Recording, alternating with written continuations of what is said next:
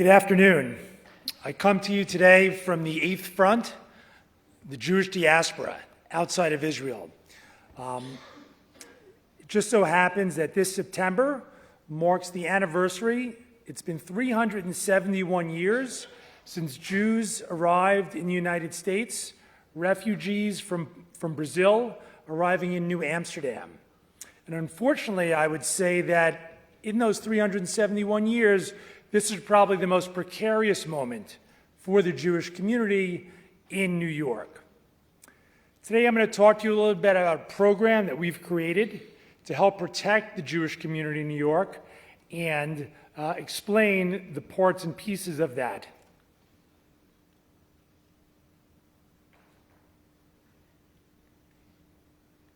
Next slide, please.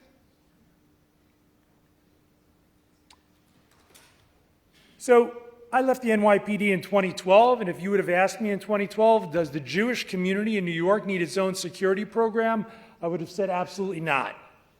Unfortunately, there were 4 deadly attacks over the course of 14 months in the United States that left 15 Jewish Americans dead for no other reason than going to synagogue or going to a kosher delicatessen. Of course, the Tree of Life in 2018, which I believe is the 9/11 attack for the Jewish community in the United States. After that, nothing else was the same. But unfortunately, 6 months later, there was another deadly attack in Southern California, and then in Jersey City and Muncie, New York. And that forced a reassessment of what is the security situation for Jews in America. Next slide, please. So we heard earlier for Jonathan Greenblatt about anti-Semitism numbers in the United States and the fact that we're at record numbers. Well, what does it look like? What is the picture of the situation? Unfortunately, it's a perfect storm. In 2018 and 2019, we had those 2 deadly attacks, and they came from the far right, white supremacists, neo-Nazis. But of course, that's not the only threat. Those of us who are at NYPD and others knew that the Islamist and jihadi threat was always there, inspired by ISIS, Al-Qaeda, Muslim Brotherhood, quasi-civil organizations like CARE, and then we saw it on the streets, Students for Justice in Palestine, American Muslims for Palestine. And now we're seeing this fusion, that we're seeing this red-green fusion on the ultra-progressive side of the spectrum. And that was the motivation for the attacker who attacked the 2 individuals at the Washington, D.C. Holocaust Museum this spring. They realized this was one of the first attacks from the left in the United States since the 1970s. And they come from an ideological milieu, boycott, disinvest, sanction, where the New York Times is these days, where the Squad is. And unfortunately, we can't pick and choose which threats we're going to face. We're facing them all right now simultaneously. Next slide, please. So what is the Community Security Initiative? Well, this was a program that was created by the Jewish Federation of New York, and it's funded by philanthropists. And the idea is to protect this Jewish population in New York, defend against this violent tide of anti-Semitism, and protect the greater New York area. And we have a team of now 24 people. We started with 6. Unfortunately, because the problem has grown so much, we've had to quadruple in size. So what are we trying to do? We're trying to improve the physical security of every Jewish institution in the greater New York area. We provide training. We have threat assessments, an intelligence analysis team, and I'll walk you through more of this in a real-time communication system. Next slide, please. Just to help you understand, where does New York fit in the Jewish population? If we talk about a U.S. population, Jewish population of about 6 million plus, New York is by far, the biggest population center in the United States, representing about 25% of the American Jewish population. Next slide, please. And, again, in New York, you could fit the Los Angeles Jewish population into just one of our counties, one of our boroughs, Brooklyn. You could take Chicago and fit that into Manhattan and Staten Island. Atlanta and Houston could fit into Queens. just to give you an idea of the magnitude of the population that we're trying to protect in the greater New York area, the numbers are the most significant outside the state of Israel. Next slide.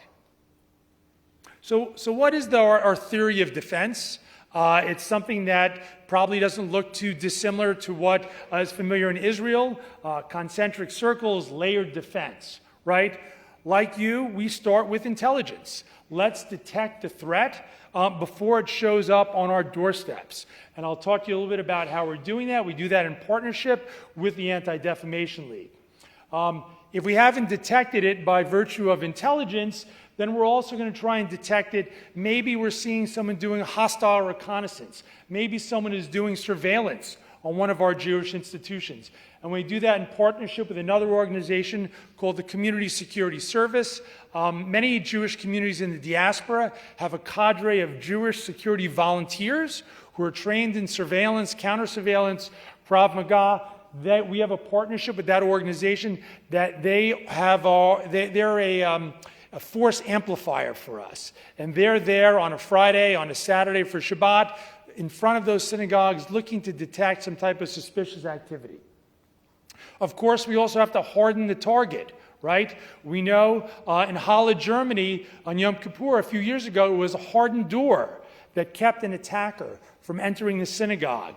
And we've seen when we're not in control of access, what could happen at the Tree of Life or other Jewish institutions. So we have a team of regional security directors who are making sure that our locations are hardening the target, have blast mitigation film on the windows, have CCTV cameras, have guards. So we're trying to protect the perimeter of our Jewish institutions. And again, to just give you the scope that we're looking at in New York, we have 3,400 synagogues, schools, JCCs, camps, museums. So it's a significant number of institutions that we need to protect. Of course, if an attacker shows up and is able to either penetrate or threaten that institution, we're going to call our law enforcement partners. And in fact, just this week or the previous week, I was here with my colleague with 12 New York area police executives on a program run by the Ministry of Diaspora and Combating Anti-Semitism so that New York area police executives could be sensitized. What is the threat that Israel is facing? What is Judaism? How does that manifest itself? What are the holidays that Jews are celebrating in the New York area so they understand when we say, listen, Sukkot is coming up, we need to have extra patrols there. What is Sukkot? So helping them understand it and then seeing the situation in Israel. So our law enforcement partners, because we don't have any executive powers, are tremendously helpful to everything we do and we rely on them.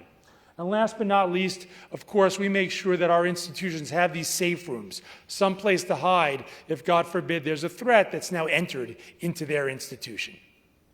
Next slide, please. So just give you an idea, this is kind of the geography of how we're approaching the greater New York area, if you will. And if you go to Los Angeles, if you go to Boston, if you go to Miami, if you go to Detroit, they have similar programs to ours, scaled to the size of their Jewish community. New York being New York, obviously this is the largest program out there. We have regional security directors, and I have one of my colleagues here, Liron Falibi. The responsibility there is to visit every single Jewish institution in their area of responsibility and make sure that that institution is as much of a hardened target as possible, making sure that the staff in that institution is trained, active threat training. Make sure that institution is tied to our emergency communication system, and make sure that the local police authorities have a good relationship with that institution. So if they do need to call the police because they're having a celebration, because 2 IDF soldiers are coming for Shabbat, the police know the location and can visit it and protect it. Next slide, please. So who's on the team? Well, fortunately, we've been blessed to recruit what I call a dream team of professionals. You can see by the logos there, CIA, Shin Bet, New York State Police, a lot of NYPD, some top universities for our intelligence analysts, FBI, New York State Department of Homeland Security. So we believe that a team that brings lots of different expertise and specialty to this area is a tremendous asset to us, and each one of them has their own personal professional experience that they're bringing to the table to help improve and enhance our efforts to protect the community. Next slide, please. So how does the regional security director work? This is just an example. My colleague Liron, who covers Long Island, they are in constant contact with our intelligence desk. And we'll talk about what function they have in a moment. But they are working with schools and synagogues and JCCs, providing these assessments, providing the training, making sure if an incident does happen at their location, they respond immediately and the police respond immediately, and giving them advice on how to better protect their location.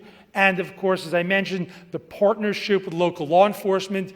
You see some of the logos up there. And in fact, on this most recent trip to Israel last week, we had Nassau County, we had Suffolk County police executives here with us so they could understand the situation here in Israel. We took them down to Kfar Aza, we took them down to Sderot, we took them to the old city so they understand the complicated situation that's here in Israel. Next slide, please. And we heard a lot about campus earlier today from Jonathan Greenblatt. We too are very concerned about campus, and we have a security director, a former NYPD detective, who's our campus security director, and he focuses on visiting all of these different schools, about 33 different schools, and we are in constant contact with the Hillel director there, with the Chabad director there, with the head of security on campus. And we have one of our intelligence analysts who's monitoring all the protest activity, and we let those individuals know who are running Chabad, Hillel, so on and so forth, when there's going to be a protest on campus. And also we provide private security. If it's an event off campus, where campus security won't be there to protect the Hillel or the Chabad, we will provide supplementary security by hiring a private firm. Next slide, please. Okay, threat intelligence. As we heard from my bio, I come from the NYPD, Director of Intelligence Analysis, ran a team of 24 civilian intelligence analysts, and their mission was to protect New York City. This is a similar type of entity that we've set up here at CSI. Next slide, please. So the mission of our intelligence desk is to detect it, to investigate it, and disrupt it. That's the mantra. We have different intelligence analysts who have different functions. We have someone who's the monitor, somebody who's the hunter, someone who's focusing on campus protests, as I mentioned previously, and I'll talk to you a little bit more about what each one of these does. Next slide, please. In 2022, the theory that we had of detecting a threat before they came to our synagogue, detecting a Robert Bowers, who was the attacker of Tree of Life, who posted on Gab before he attacked the synagogue, that if we could detect that threat beforehand, that would be better than them showing up at our location, was proven. Within about 12 hours after our intelligence analyst detected a threat online, and we informed local police on Long Island and subsequently NYPD and the FBI, an arrest was made at Penn Station. 2 individuals were arrested. They had a firearm, they had a Nazi swastika armband, and they had a hunting knife. And they were looking to commit a Tree of Life attack somewhere in Manhattan, but thankfully the team was able to disrupt this. Next slide, please. So what does the hunter do? The hunter is in certain places on the internet, both on the surface web and the deep and dark web, whether it's Telegram or Rocket Chat or Discord or Facebook, and they are looking for individuals, OSINT work, who potentially could be a threat, who say they're part of a terrorist organization potentially, who are threatening New Yorkers, and they investigate these people, and when we reach an appropriate threshold, we pass that to law enforcement. Next slide, please.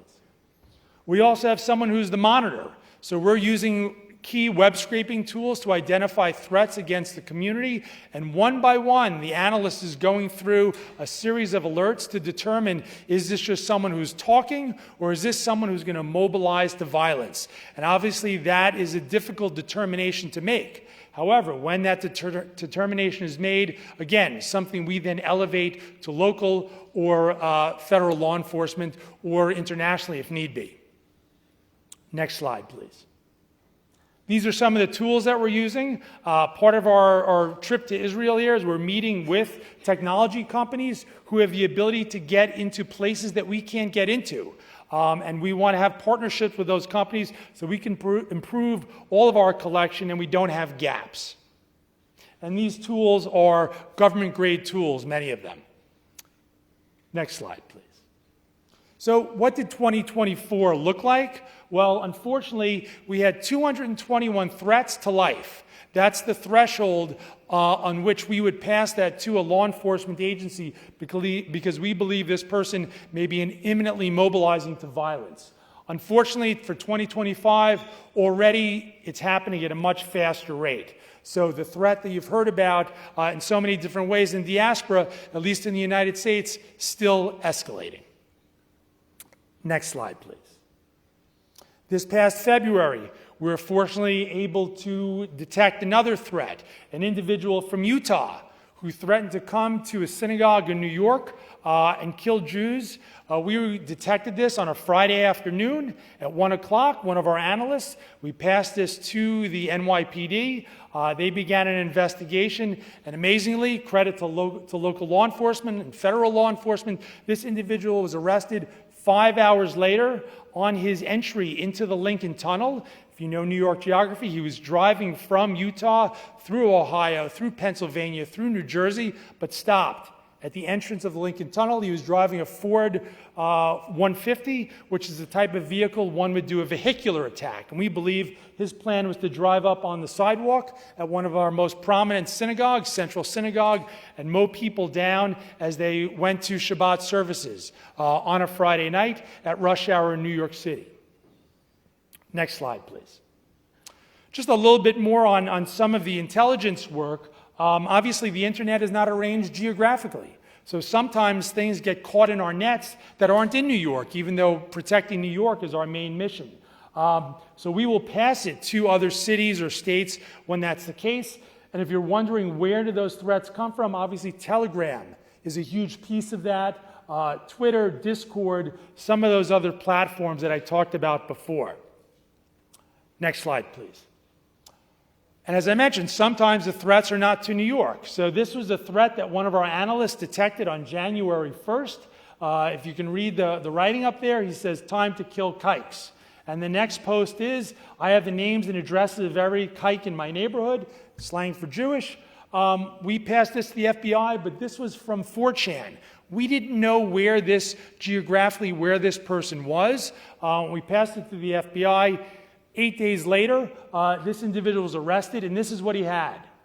$70,000 in cash, which we believe is go money, meaning that he was ready to go. He was ready to commit the attack. Unfortunately, this was thwarted. Next slide, please. Coming to the end.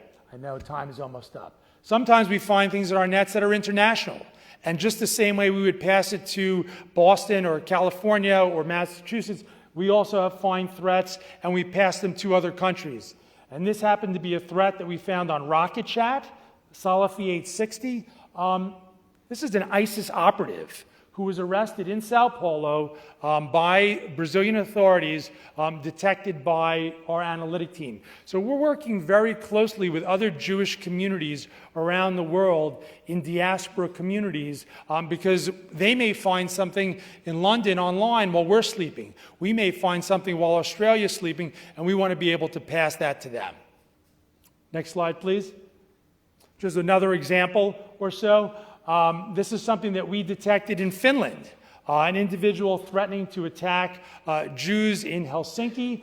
Law enforcement was able to intervene, and you can see on the post below, he says, "I write threats to Jews in synagogues. The whole SWAT team comes to my door." So to us, this was, although it took a few months, we were very relieved to see this individual was thwarted in his effort to try and do this.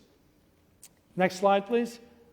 And something similar in Austria. Again, someone saying that they're coming to Salzburg, Austria to go to a synagogue. But if you see in that picture in the upper right-hand side, he has a firearm and he's giving a Hitler salute. So again, this was passed to the Jewish Federation in Austria, and they were able to pass this to law enforcement, and thankfully this was thwarted. Next slide, please. So we're trying to build off this success. Other cities in the United States, we're trying to help them stand up similar type of programs because we want to help them protect themselves as well as help protect New York. And you never know, where a threat is going to mobilize and transit through in the United States. So this is really the next area that we're focusing on. But again, I want to thank you all for the time here to be able to present. As you heard, we're heading into some treacherous waters in New York. We have an election coming up in November. And unfortunately, I think we're going to have a mayor who can't condemn the phrase, globalize the intifada.